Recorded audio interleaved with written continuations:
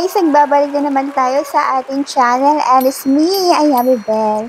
Kung hindi pa kayo nakasubscribe sa aking channel, guys, mag-subscribe ka na para maging updated ka sa mga ina-upload natin na video. So ayun nga guys, isi-share natin ang mga nanalo sa ating pag-giveaway for this week. Unang-una dyan, ang nanalo ng 50 pesos Gcash. Ayan yung mga pangalan nila guys, palakpakan natin sila.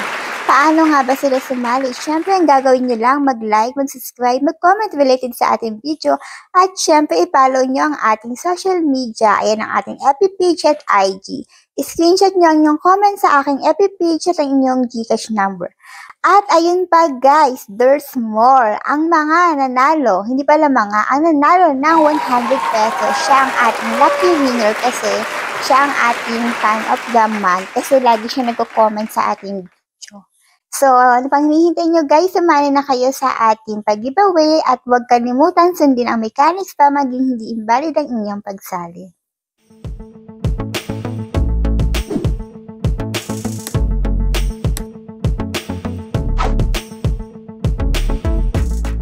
Hi guys! For today's video ay magbibigay nga tayo ng update dito kay Hala Apps. So, tingnan natin kung ano-ano pa rin yung tasking dito. Pero dito guys, kailangan may agency ka kasi may agency ang cash out dito. So, ayun pa rin yung kanyang host daily task. Mag-stay ka ng 2 hours, makakakuha ka ng 24,000 points. So, ayan. So, sabi nila meron na nga doong quota. So, hindi ako active dito guys. Gusto ko lang explore ulit para makita nyo. So, kung wala pa kayong agency guys, pagka-download nyo naman, may mga agency na kayong pwedeng salihan. At meron din silang bago dito, itong invite friends. 10 ways of earning, mag-i-invite ka daw ng friends dito. Ayan.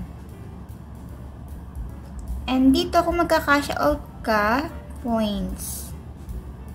Pwede ka mag-exchange. At syempre yung coins, yun yung mga panglaro mo. So, meron mga coin seller dito. Kung active ka, meron din naman sa Philippines. So, depende kung saang bansa ka.